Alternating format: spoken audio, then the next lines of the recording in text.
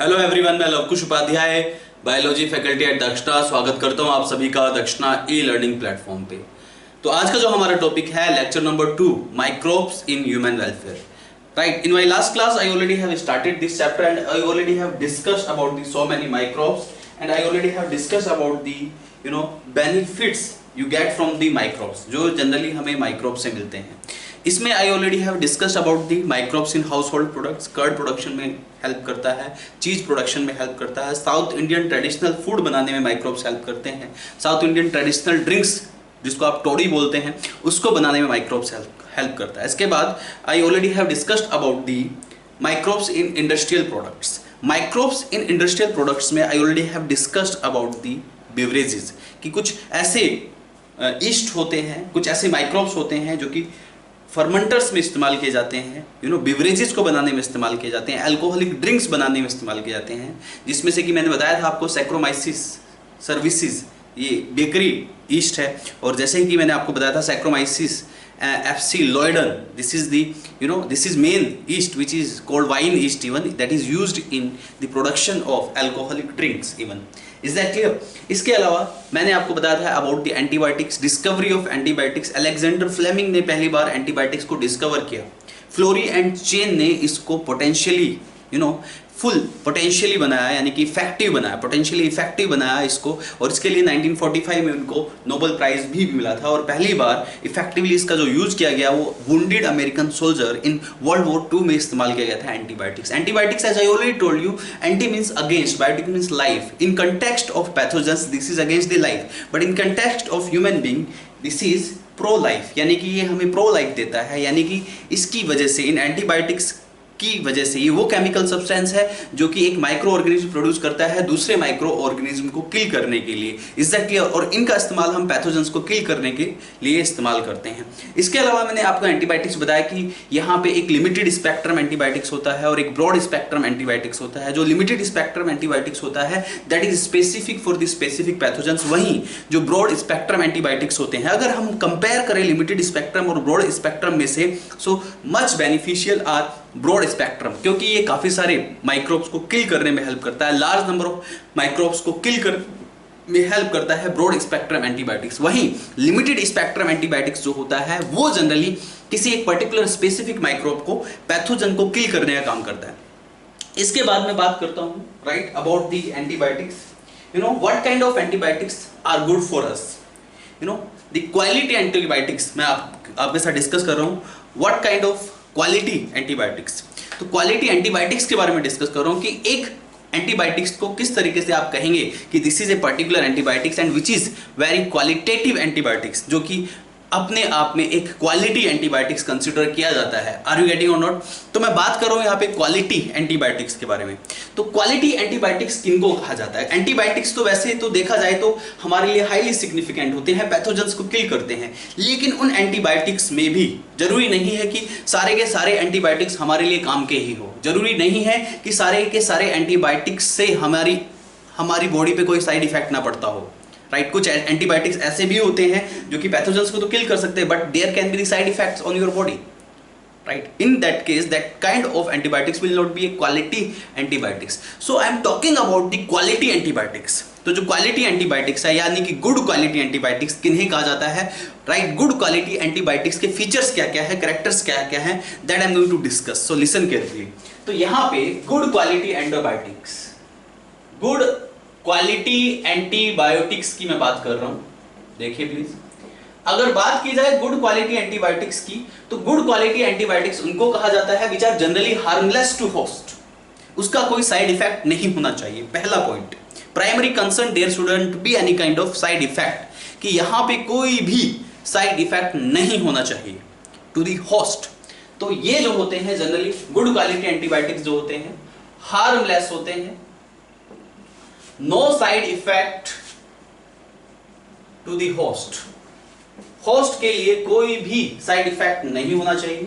दूसरा, एक चीज मैं आपको बता दूं कि जो एंटीबायोटिक्स होते हैं दूसरे माइक्रोब्स को किल करने का काम करते हैं, पैथोजेंस को किल करने का काम करते हैं, लेकिन जरूरी नहीं है, कंपलसरी नहीं है कि सारे के सारे माइक्रोब्स पैथोजन होंगे। कुछ माइक्रोब्स ऐसे भी होते हैं जो हमारी एलिमेंट्री कैनाल में सर्वाइव करते हैं। E coli, right. Escherichia coli एक बैक्टीरिया है जो कि हमारी एलिमेंट्री कैनाल में सर्वाइव करता है, and that is very beneficial to अस।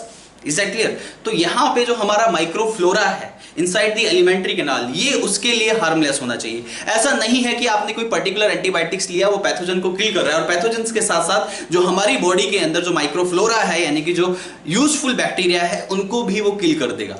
अगर उनको वो किल कर देगा, that can be the adverse effect on our body, उसका हमारी बॉडी पे एक एडवर्स इफेक्ट पड़ सकता है। So it should be harmless to the host, right. Second point, this is it should be harmless to the microflora of the alimentary canal. Alimentary canal के microflora के लिए भी ये harmless होना चाहिए। Are you getting? तो another point, it should be harmless for microflora of alimentary canal.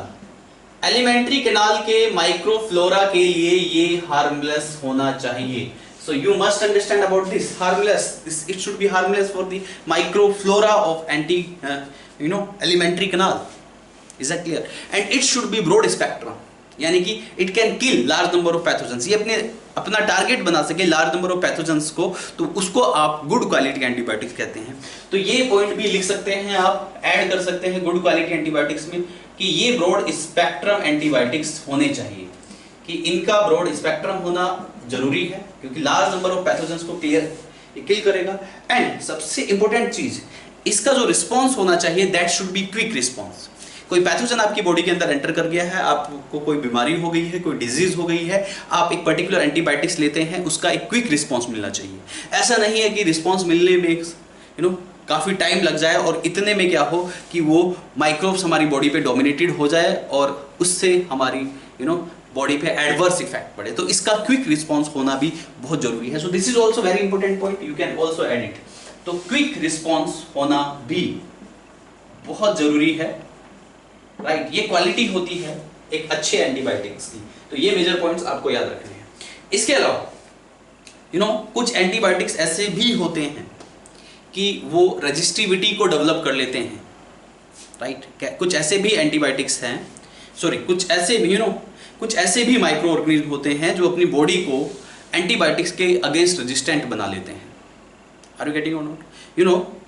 अगर देखिए, इसे आप नेचुरल सिलेक्शन भी कहते हैं कि अगर कोई माइक्रोब्स अपनी बॉडी को एंटीबायोटिक्स के अगेंस्ट रेसिस्ट कर लेता है तो ये रेजिस्टिविटी है। तो कुछ पैथोजेंस ऐसे भी होते हैं, कभी कभी इनिशियली वो एंटीबायोटिक्स उस पैथोजन पे काम करता है, लेकिन बाद में वो पैथोजन उसके अगेंस्ट रेजिस्टिविटी डेवलप कर लेता है। इसको नेचुरल सिलेक्शन भी कहते हैं। तो कुछ पैथोजेंस में रेजिस्टिविटी भी डेवलप हो जाती है against the antibiotics. So listen carefully. तो next is resistance against antibiotics. अब एंटीबायोटिक्स के अगेंस्ट क्या क्या रेजिस्टेंस हो सकते हैं?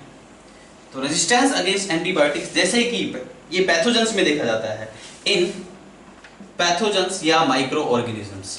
तो पैथोजेंस और माइक्रो ऑर्गेनिज्म में रेजिस्टिविटी देखी जाती है अगेंस्ट एंटीबायोटिक्स। और ये रेजिस्टेंस एग्जांपल क्या क्या है इन रेजिस्टेंस के, I am going to discuss with you. तो रेजिस्टेंस अगेंस्ट एंटीबायोटिक्स में सबसे पहले आता है what kind of resistance against antibiotic. हाँ, जैसे कि किसी माइक्रो ऑर्गेनिज्म में या किसी भी बैक्टीरिया में या किसी भी माइक्रो ऑर्गेनिज्म में वो रेजिस्टिविटी डेवलप कर लेता है, अपनी सेल मेम्ब्रेन का नेचर बिहेवियर बदल लेता है। क्योंकि जनरली पेनिसिलिन जैसे एंटीबायोटिक्स या कोई भी एंटीबायोटिक्स किसी भी माइक्रोब्स की सेल वॉल पे या सेल मेम्ब्रेन पे अटैक करता है। तो यहाँ पे ये पैथोजन क्या काम करते हैं? Alter the nature of cell membrane और the cell wall, right. Alter the nature of cell membrane और सेल वॉल। तो इस केस में it can develop the resistivity against the pathogen, against the antibiotics. दूसरा, डेवलप म्यूसिलेज कवरिंग। कभी कभी ये mucilage covering को भी डेवलप कर लेते हैं, that can also a resistivity against the antibiotics, right. Undergoes in mutation. कुछ माइक्रोब्स ऐसे होते हैं, पैथोजेंस ऐसे होते हैं, मुटेशन हो जाता है और वो मुटेशन के लिए यूजफुल साबित हो सकता है और उस म्यूटेशन की वजह से उनमें रेजिस्टिविटी डेवलप हो जाती है against these antibiotics. So this is all about antibiotics. I already have discussed about all kind of antibiotics. One more point I am going to discuss. ये जितने भी antibiotics होते हैं, majority of antibiotics are extracted from the bacteria, या actinomyces इनको बनाता है, या कुछ फंजाई जो है वो भी इनको बनाने का काम करते हैं. तो एंटीबायोटिक्स को जो नेचुरली प्रोड्यूस करते हैं, right, antibiotics generally naturally produce by antibiotics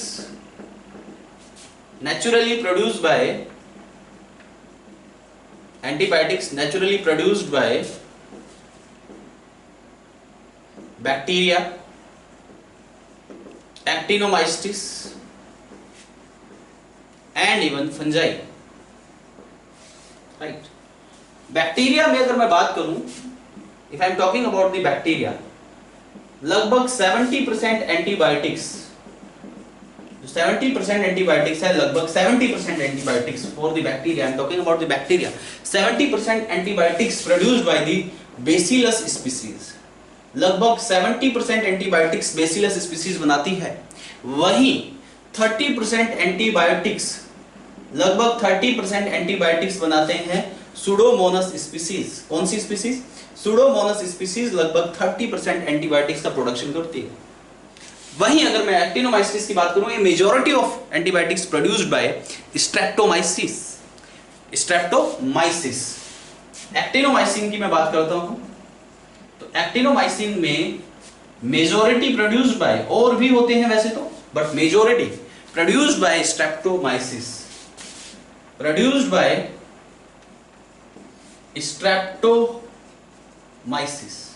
इसका एक एग्जांपल मैं आपको बता देता हूं. फॉर एग्जांपल, एक स्ट्रेप्टोमाइसिस है जिसका नाम है स्ट्रेप्टोमाइसिस ग्रीसियस. इससे लगभग 40 एंटीबायोटिक्स प्रोड्यूस होते हैं. There are approximately 40 antibiotics produced by the Streptomyces griseus. Streptomyces griseus नाम के एक्टिनोमाइसिस से लगभग 40 एंटीबायोटिक्स प्रोड्यूस होते हैं.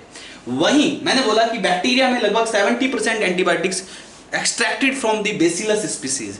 Is that clear? और यहां पे बेसिलस स्पीसीज में भी एक स्पीसीज है जिसका नाम है बेसिलस सबटिलिस. तो बेसिलस सबटिलिस लगभग, right, this bacillus subtilis produce लगभग कितने? Produce approximately 60 different antibiotics. ये बेसिलस का एग्जांपल मैंने बता दिया आपको. बेसिलस सबटिलिस नाम की एक स्पीसीज है, वो लगभग 60 डिफरेंट एंटीबायोटिक्स प्रोड्यूस करती है. And a large number of antibiotics produce by the fungi. और फंजाई में भी मोस्ट कॉमन जो स्पीसीज है फंजाई की, दैट इज जीनस है फंजाई का, जो कि मेजॉरिटी ऑफ एंटीबायोटिक्स प्रोड्यूस करता है, that you called Penicillium. Exactly, penicillin that first discovered, the term antibiotics was given by Waxman. ये भी आप लिख लीजिएगा, वॉक्समैन ने एंटीबायोटिक्स नाम का एक टर्म दिया था, इसको आप लिखिएगा, राइट. हाँ, मैं क्या बता रहा था आपको, पेनिसिलिन जो है फर्स्ट डिस्कवर्ड एंटीबायोटिक्स था, and it is extracted from Penicillium notatum. तो पेनिसिलियम की स्पीसीज पेनिसिलिन प्रोड्यूस करती है, जो कि एक एंटीबायोटिक्स है. Is that clear to all of you? तो फंजाई में भी काफी सारे ऐसे फंजाई है जो कि एंटीबायोटिक्स को प्रोड्यूस करने का काम करते हैं, राइट. अब मैं यहाँ पे इन एंटीबायोटिक्स से कुछ एग्जांपल लिखवा देता हूँ, कुछ स्पीसीज लिखवा देता हूँ.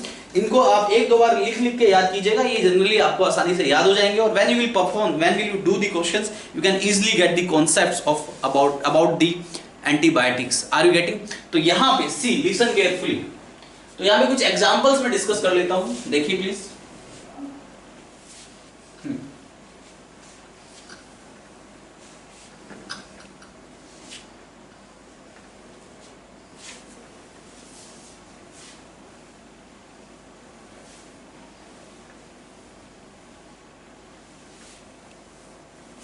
देखिए प्लीज,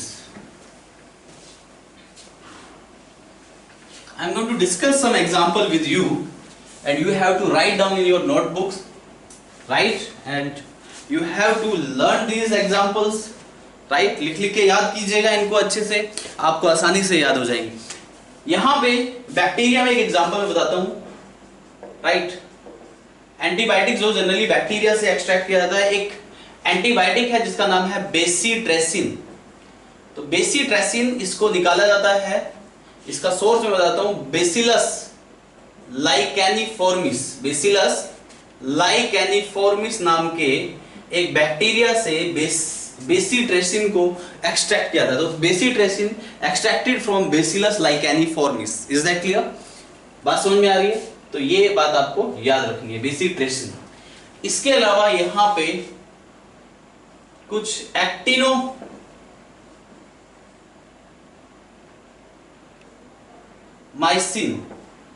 एक्टिनोमाइसिन ग्रुप के ऑर्गेनिज्म भी होते हैं जो कि एंटीबायोटिक्स को प्रोड्यूस करते हैं। इन एंटीबायोटिक्स में बहुत ही कॉमन से एंटीबायोटिक्स है, आपने नाम सुना होगा tetracycline. Tetracycline generally produced by Streptomyces aureofaciens. Streptomyces aureofaciens नाम का बैक्टीरिया टेट्रासाइक्लिन बनाता है। स्ट्रेप्टोमाइसिस ओरियोफेसियंस, इसको क्लोरोटेट्रासाइक्लिन भी कहा जाता है और इसको ओरियोमाइसिन भी कहा जाता है और commonly known as tetracycline antibiotics है जो कि एक्सट्रैक्ट किया जाता है स्ट्रेप्टोमाइसिस ओरियोफेसियंस नाम के बैक्टीरिया से, राइट, एक्टिनोमाइसिन से। Is that clear? इसके अलावा यहां पे दूसरा है क्लोरमफेनिकोल। क्लोरमफेनिकोल नाम का एंटीबायोटिक जो है, this is extracted from the Streptomyces venezuelae. Streptomyces venezuelae नाम के एक एक्टिनोमाइसिस से इसको एक्सट्रैक्ट किया जाता है। ये बनाता है it is produced by Streptomyces venezuelae. Is that clear all of you? Chloramphenicol. ऐसे ही है एक इरिथ्रोमाइसिन। ये सब मोस्ट कॉमन एंटीबायोटिक्स है जो जनरली आप मेडिकल स्टोर्स पे अवेलेबल होते हैं। डॉक्टर्स इनको रिकमेंड करता है अगर कोई भी पैथोजेनिक इन्फेक्शन होता है।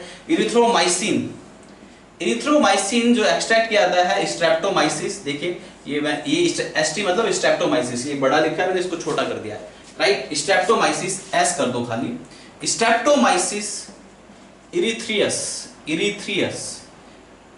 में स्मॉल ई, क्योंकि हम साइंटिफिक नेम लिख रहे हैं। तो स्ट्रेप्टोमाइसिस इरिथ्रियस, राइट। इसके अलावा यहां पे एक और है आपका, राइट, टेट्रासाइक्लिन हो गया, क्लोरमफेनिकोल हो गया, इरिथ्रोमाइसिन हो गया।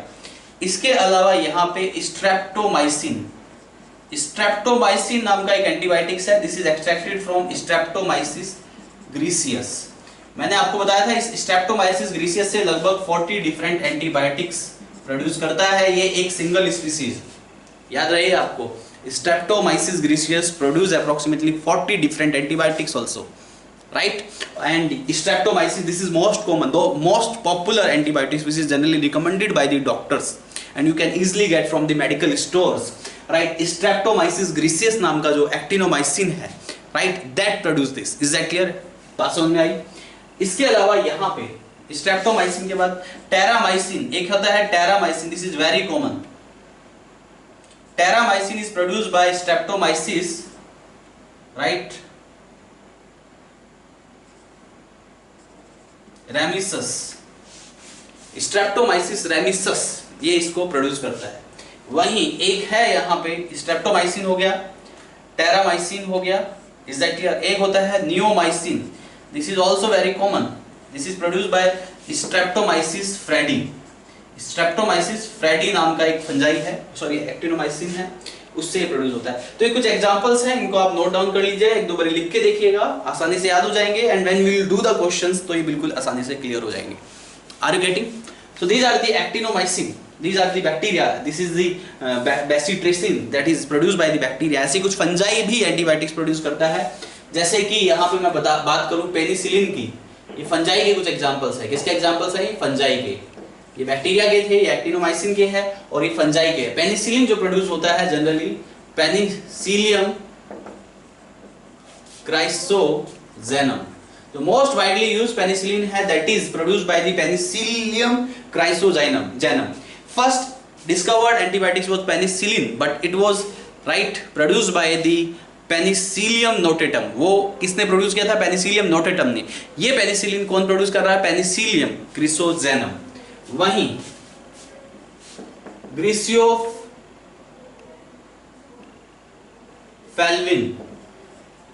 तो ग्रीसियोफेल्विन ये भी एक एंटीबायोटिक्स है and this is produced by Penicillium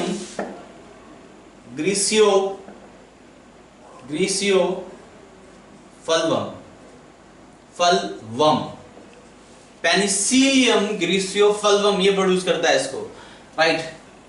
ऐसे ही एक एंटीबायोटिक है, इसको आप बोलते हैं फ्यूमेजिलिन।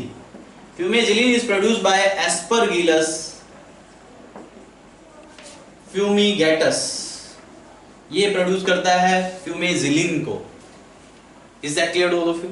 सो this is all about antibiotics. और ये कुछ एग्जांपल्स है, ये लिखिएगा आप, आपको आसानी से ये सब याद हो जाएगा। इसके बाद I am going to discuss another topic, right? I am going to discuss about these some organic acids which are generally produced by the microbes and which are very beneficial to us, right? So next is organic acids. तो कुछ organic acids के बारे में I am going to discuss now. ध्यान दीजिए please. There are some organic acids. ये सारे आपको लिखने हैं और भाई ये याद भी कर रहे हैं, right? Another one is what? Next one is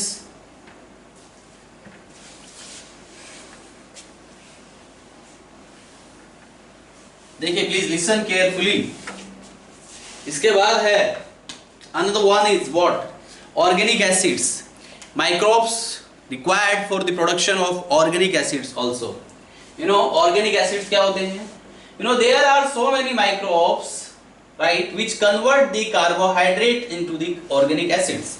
ये जितने भी ऑर्गेनिक एसिड्स हैं, these organic acids generally converted from the carbohydrate.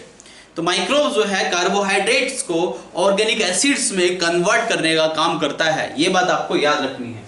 You know microbes convert the organic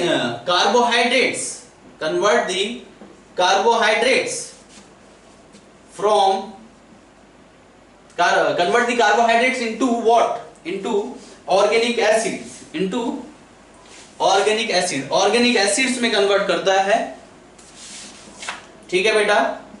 और ये जो मेजर कॉमन ऑर्गेनिक एसिड्स है that I am going to discuss now. यहाँ पे कुछ एग्जांपल्स मैं ऑर्गेनिक एसिड्स के बता रहा हूँ and I will discuss in detail about the functions of all these organic acid and from where and which bacteria or which microbes produce these organic acid. I will discuss everything. Is that clear? तो यहाँ पे कुछ organic acids के example में सबसे पहला आता है सिट्रिक एसिड। सिट्रिक एसिड के बाद आता है ग्लूकोनिक एसिड। ग्लूकोनिक एसिड के बाद आता है fumaric acid.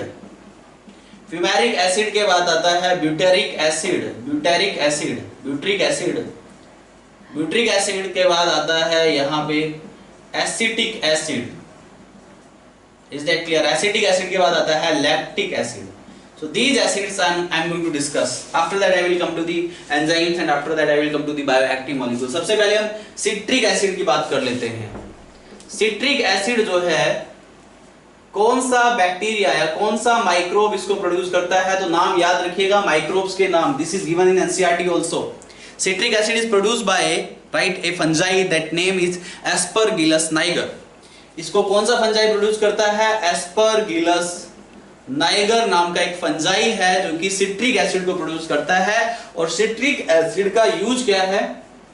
Citric acid is mainly used in dyeing, dye करने के लिए, फ्लेवरिंग करने के लिए। कैंडीज में भी सिट्रिक एसिड का इस्तेमाल होता है, मेडिसिन्स में भी सिट्रिक एसिड का इस्तेमाल होता है। So there are so many uses of this citric acid which is generally produced by Aspergillus niger नाम के फंजाई। एस्परगिलस नाइगर इसको प्रोड्यूस करता है और इसके जो मेन यूजेस हैं, so the main uses of citric acid जैसे डाइंग में काम आता है, इसी तरह की मैन्युफैक्चरिंग में भी काम आता है, मेडिसिन्स में भी काम आता है, फूड प्रोडक्ट्स को बनाने में भी काम आता है।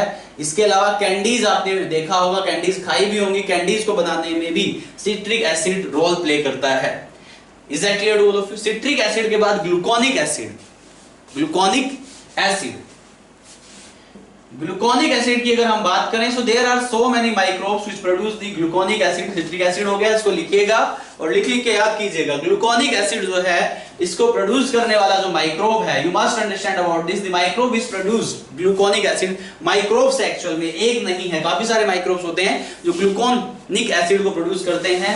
इसमें एस्परगिलस भी आता है, इसमें राइजोपस भी आता है और इसमें म्यूकोर भी आता है, यानी कि ये तीनों फंजाई ग्लूकोनिक एसिड को प्रोड्यूस कर सकते हैं। This is the source for the calcium of infant, right. Even this is the source of calcium for cow and lactating mother, right. इसके यूजेस क्या है, राइट। ग्लूकोनिक एसिड बता दिया मैंने, इसके जो मेजर यूजेस हैं मैं आपको बता देता हूँ, राइट। इसके जो मेजर यूजेस हैं वो है, क्या क्या यूजेस हैं इसके। This is the source of calcium for infant, infant को ये दिया जाता है एज ए कैल्शियम सोर्स। इसके अलावा काउ और लैक्टेटिंग मदर को भी ग्लूकोनिक एसिड दिया जाता है, कैल्शियम के सोर्स को इंप्रूव करने का काम करता है बॉडी के अंदर। उसके बाद fumaric acid is produced bye Rhizopus nigricans, right. ये ब्रेड मुल्ड आप इसको बोलते हैं, ये शुगर से प्रोड्यूस करता है फ्यूमेरिक एसिड को। राइजोपस निग्रिकन्स नाम का एक फंजाई है, ब्रेड मुल्ड है, वो इस ऑर्गेनिक एसिड को प्रोड्यूस करता है। तीसरा क्या बताया मैंने आपको, फ्यूमेरिक एसिड। जो फ्यूमेरिक एसिड की मैं बात करूं, दिस इज प्रोड्यूस्ड बाय, इसमें कौन सा माइक्रोब इन्वॉल्व होता है, राइजोपस निग्रिकेंस।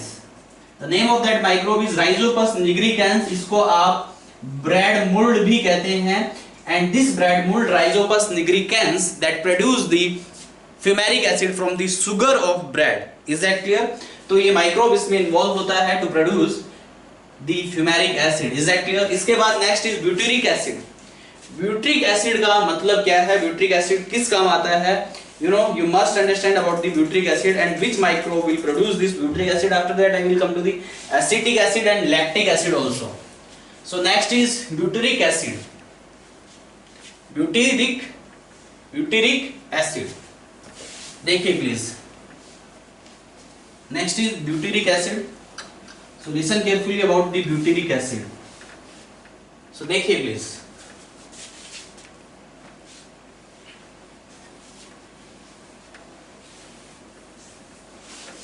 तो देखिए प्लीज, ब्यूटेरिक एसिड,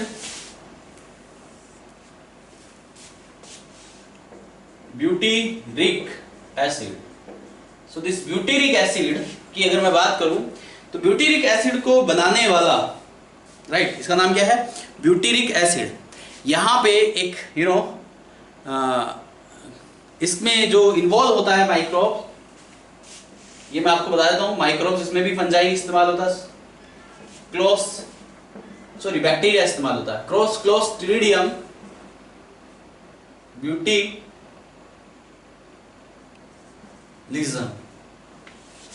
तो क्लोस्ट्रीडियम ब्यूटीलिज्म नाम का एक बैक्टीरिया है which is used to produce this butyric acid. And इस ब्यूटेरिक एसिड का जो यूज है, इसका जो इस्तेमाल है, ब्यूटेरिक एसिड का जो यूज है, इसका जो यूज है मेनली, इसको इस्तेमाल किया जाता है फॉर मेकिंग रैंसिड बटर बनाने के लिए ब्यूटेरिक एसिड का इस्तेमाल किया जाता है, राइट। एंड क्लोस्ट्रीडियम ब्यूटीलिज्म एक बैक्टीरिया है, ये इसको प्रोड्यूस करता है। इसके बाद another one is number 5th is acetic acid, right. You already familiar about this word acetic acid, and this is also used in chemical laboratory for performing many chemical reactions. तो acetic acid के बारे में आप जानते हैं। Acetic acid को भी एक बैक्टीरिया प्रोड्यूस करता है जिसका नाम है एसिडोबैक्टर एसिटी। तो एसिडोबैक्टर एसिटी नाम का माइक्रोब जो है इसको प्रोड्यूस करता है एसिटिक एसिड का। और एसिटिक एसिड के क्या क्या यूज हैं ये मैं आपको बता देता हूँ। तो यहाँ पे जो माइक्रोब्स है जो कि इसको प्रोड्यूस करता है उसका नाम क्या है, एसिडोबैक्टर एसिटी। एसिडोबैक्टर एसिटी नाम का एक बैक्टीरिया है that produce the acetic acid. और इसके जो यूजेस हैं, ये जो है प्रोड्यूस करता है विनेगर को। विनेगर बनाने के लिए, सिरका बनाने के लिए, हिंदी में सिरका बोलते हैं इसको, विनेगर बनाने के लिए एसिटिक एसिड का इस्तेमाल किया जाता है। एसिटिक एसिड कॉन्सेंट्रेटेड फॉर्म में होता है, इसकी डाइल्यूट फॉर्म को विनेगर कहते हैं। This vinegar is used to preserve the pickles, food item को प्रिजर्व करने के लिए, वेजिटेबल्स को प्रिजर्व करने के लिए, राइट। कॉन्स्टिपेशन को सही करने के लिए विनेगर कंज्यूम भी करते हैं लोग। Is that clear to all of you? So this is good for health even. Is that clear to all of you? That you called vinegar. तो विनेगर की मैं बात करूं तो प्रोड्यूस विनेगर, और विनेगर का जो इस्तेमाल होता है, I am telling you, vinegar is generally used to cure the constipation को दूर करने के लिए विनेगर का इस्तेमाल किया जाता है। Preservation of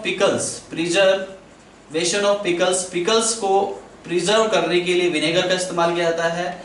vegetables and fruits को भी प्रिजर्व करने में कभी कभी विनेगर का इस्तेमाल कर लिया जाता है। So this is about acetic acid. Acidobacter acid इसको प्रोड्यूस करता है, इससे इसके डाइल्यूट फॉर्म से आप विनेगर बनाते हैं। Vinegar can be used as pickles and it can be used to preserve the vegetable and fruits even, and it can be used to remove the constipation problems, right.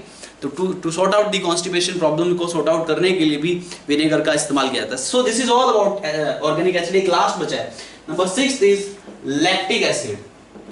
Lactic acid, this lactic acid is produced by Lactobacillus bulgaricus, Streptococcus thermophilus. Are you getting or not? तो ये bacteria जो है mainly lactobacillus बल्गारिकस इसको produce करता है।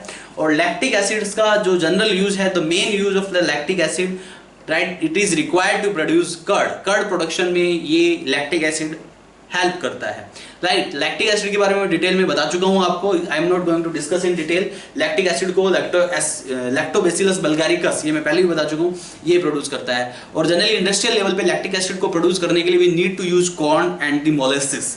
Corn और molasses का इस्तेमाल करके लैक्टिक एसिड बनाया जाता है। So this is all about organic acid. Now I am going to discuss about some enzymes, right. After that I will come to the bioactive molecules. तो देखिए एंजाइम, देखिए इंडस्ट्रियल स्केल पे या medicine में जो इस्तेमाल होने वाले एंजाइम्स है, दैट इज ओनली 1 to 1.5%। लगभग 1 से 1.5% एंजाइम ऐसे होते हैं जो इंडस्ट्रियल स्केल पे इस्तेमाल किए जाते हैं, जो कि मेडिसिन में इस्तेमाल किए जाते हैं, right. There are so many enzymes in the nature which generally exist, but only 1 to 1.5% enzymes we used on this industrial scale and even we use as medicines also, right। तो यहाँ पे मैं enzymes की बात कर रहा हूँ। Listen carefully about the enzymes. So next is enzymes. तो देखिए please enzymes. So look at this.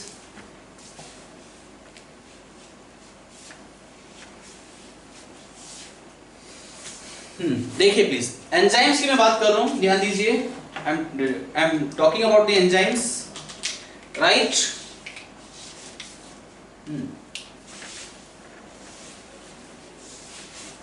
Listen carefully. Enzymes की अगर हम बात करें, so there is approximately 1 to 1.5% enzymes, right, which used on industrial scale and which used as medicine, right। ये data आपको याद रखना है। 1 to 1.5% enzymes used on industrial scale and even in medicines। तो कॉमर्शलाइजेशन के लिए 1 से 1.5% एंजाइम्स का इस्तेमाल किया जाता है। एंजाइम्स के बारे में आपने डिटेल में पढ़ा होगा 11th क्लास में। एंजाइम्स जो होते हैं वो बायोकैटलिस्ट होते हैं, राइट। वो ऐसे बायोमोलिक्यूल्स को ब्रेक करते हैं, कॉम्प्लेक्स बायोमोलिक्यूल को ब्रेक करके सिंपलर फॉर्म में कन्वर्ट कर देते हैं। So enzymes are very essential for this biosphere, for the decomposition process, for the digestion process, for the catabolism, anabolism. So many process, so many living reactions take place in the nature, and all these living reactions, right, required enzymes. तो इन सभी living reactions के लिए enzymes की requirement होती है। So these are very essential, very beneficial, and these are very, these are our friend in nature, right. Is that clear to all of you? इसके बाद मैं बता रहा हूँ एंजाइम्स यहाँ पे कौन कौन से होते हैं जो कि इंडस्ट्रीज में इस्तेमाल किए जाते हैं, जो कि मेडिसिन में इस्तेमाल किए जाते हैं। I am going to discuss, first of all I am going to discuss about a very important enzyme that you called lipases. Are you getting or not? A very important enzyme जिसका नाम है lipases. Lipases जो है, मैं lipases की बात करूं, इसको प्रोड्यूस करता है एक माइक्रोब जिसका नाम है कैंडिडा लिपोलिटिका। तो कैंडिडा लिपोलिटिका प्रोड्यूस करता है इस माइक्रोब को। You must understand about this, sorry, इस लाइपेज को। Lipases is produced by Candida लिपोलिटिका।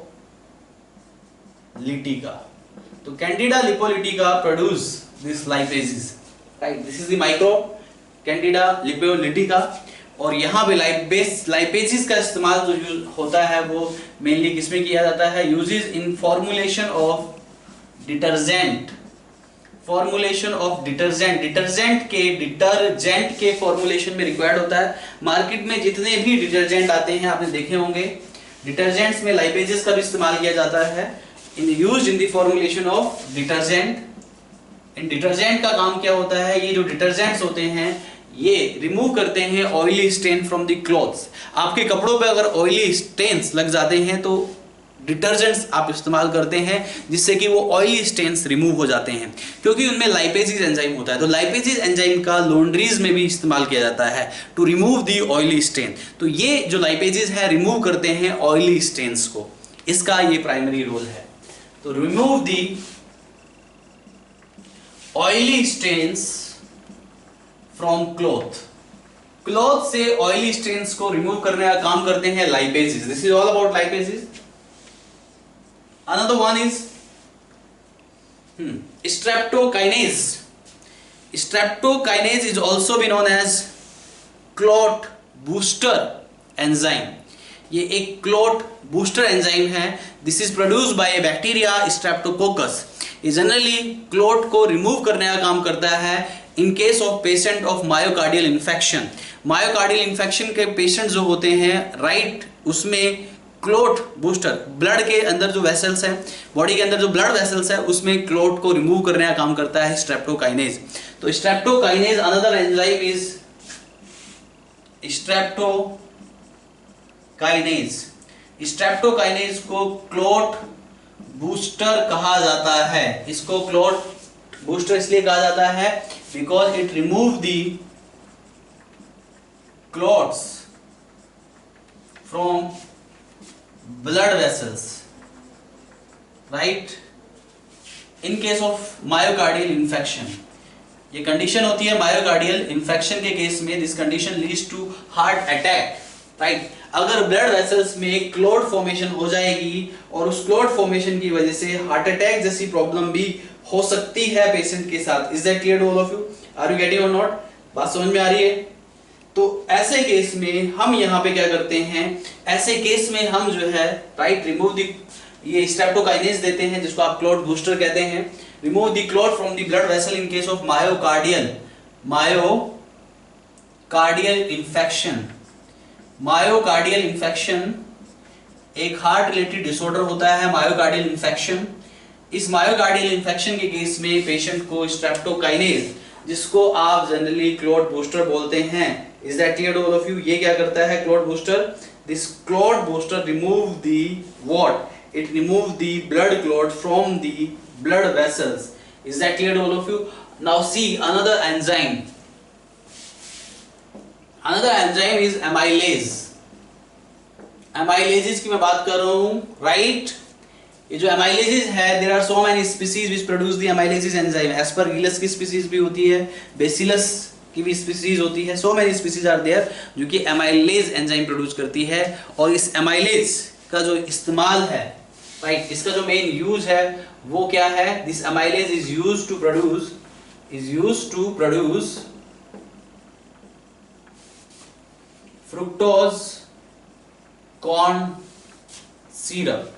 जो फ्रुक्टोज कॉर्न सिरप है वो एमाइलेज की हेल्प से प्रोड्यूस होता है। एग्जैक्टली ये एमाइलेज क्या करता है? जो मेज होता है, मेज में स्टार्च प्रेजेंट होता है, राइट, उस मेज को ये कॉर्न सिरप में कन्वर्ट कर देता है और इस कॉर्न सिरप में जितना भी स्टार्च होता है उसको ये एंजाइम फ्रुक्टोज में कन्वर्ट कर देता है। तो फ्रुक्टोज कॉर्न सिरप मेज में जो स्टार्च है उसको डाइजेस्ट करके किसमें कन्वर्ट कर रहा है? फ्रुक्टोज में, और बन गया फ्रुक्टोज कॉर्न सिरप। एंड इस फ्रुक्टोज कॉर्न सिरप का इस्तेमाल बेकरी इंडस्ट्री में किया जाता है to sweetening of biscuits, right, biscuit को स्वीट करने के लिए। इवन इस फ्रुक्टोज कॉर्न सिरप का जो इस्तेमाल किया जाता है बेकरी इंडस्ट्री में किया जाता है। Is that clear? और भी काफी जगह इसका इस्तेमाल किया जाता है। Are you getting or not? बात समझ में आ रही है? बेकरी इंडस्ट्री में किया जाता है और भी, यानी कि स्वीटनिंग, ये एक स्वीटनिंग एजेंट है और इसका इस्तेमाल काफ़ी जगह केक और पेस्ट्री बनाने में भी कभी कभी इसका इस्तेमाल किया जाता है क्योंकि एक स्वीटनिंग एजेंट है। Is that clear to all of you? So this is all about fructose corn syrup और एमाइलेजेस। इसके बाद अगला जो है एंजाइम जिसको आप बोलते हैं pectinases. Another one is pectinases की मैं बात करूं। Pectinases most widely used to clear the fruit juice. Fruit juice को क्लियर करने के लिए जो बॉटल जूस होते हैं, फ्रूट जूस को क्लियर करने के लिए पैक्टिनेजेस का इस्तेमाल किया जाता है। और ये पैक्टिनेजेस भी एस्परगिलस और बैसिलस जैसे स्पीसीज इनको प्रोड्यूस करती है, ये बात आपको याद रखनी है। तो इसका जो मेन यूज है वो है क्लियरिंग फ्रूट जूस, क्लियरिंग दी फ्रूट जूस। तो फ्रूट जूस को क्लियर करने का काम करता है ये। Is that clear? बात समझ में आ रही है?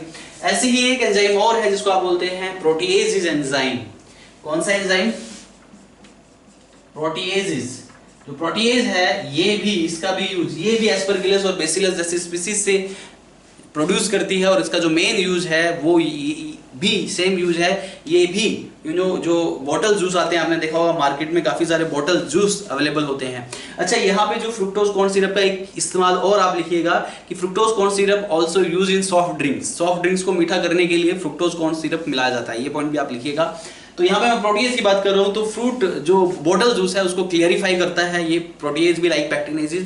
और इसके अलावा इस प्रोटीएज का इस्तेमाल भी डिटर्जेंट में किया जा सकता है। Even this can be used to remove the protein clothes from the cloth से प्रोटीन क्लोथ्स को रिमूव करने के लिए भी प्रोटीएज का इस्तेमाल किया जाता है। Are you getting or not?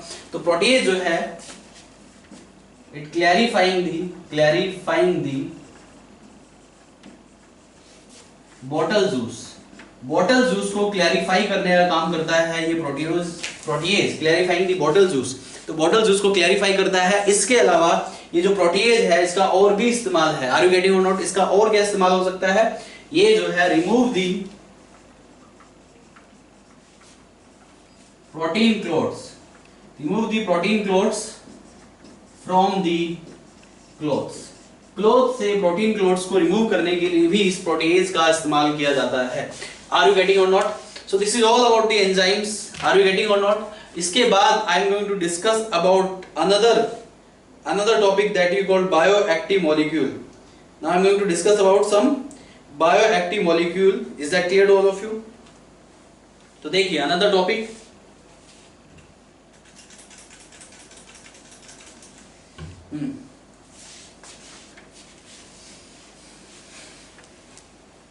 Bioactive molecules.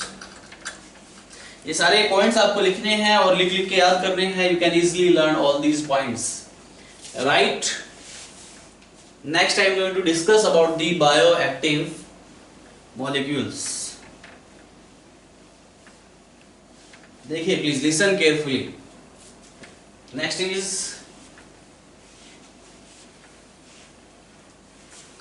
bioactive molecules. I am going to discuss about some bioactive molecules. तो बायोएक्टिव मॉलिक्यूल्स में ऐसे काफी सारे मॉलिक्यूल्स हैं जिनको आप मेडिसिन में इस्तेमाल कर सकते हैं या जिनको आप डिफरेंट इंडस्ट्रीज में आप इनका इस्तेमाल कर सकते हैं। Is that clear to all of you? बात समझ में आ रही है? तो इसमें कौन कौन से मुझे डिस्कस करने हैं? इसमें मुझे 3 डिस्कस करने हैं। Are you getting or not? समझ आया नहीं आया? तो यहाँ पे बायोएक्टिव जो मॉलिक्यूल है इसमें सबसे पहले आता है साइक्लोस्पोरिन ए। ये एक इम्यूनोसप्रेसिव एजेंट है। ये this is very important question, exam में पूछा जाता है। इम्यूनोसप्रेसिव एजेंट किसे कहते हैं? तो this is immunosuppressive agent that you called cyclosporin A. इसको इम्यूनोसप्रेसिव एजेंट इसलिए बोला जाता है because it is generally used at the time of the organ transplantation. Immune reaction को सप्रेस करने के लिए साइक्लोस्पोरिन ए का इस्तेमाल किया जाता है। और इसको जो प्रोड्यूस करने वाला माइक्रोब है वो एक फंजाई है, ट्राइकोडर्मा पॉलीस्पोरम आप उसको बोलते हैं। तो ये जो माइक्रोब्स बनाया जाता है, राइट, माइक्रोब इसमें जो इस्तेमाल होता है वो कौन सा है? Trichoderma polysporum. This microbe produce this immunosuppressive agent polysporum, right.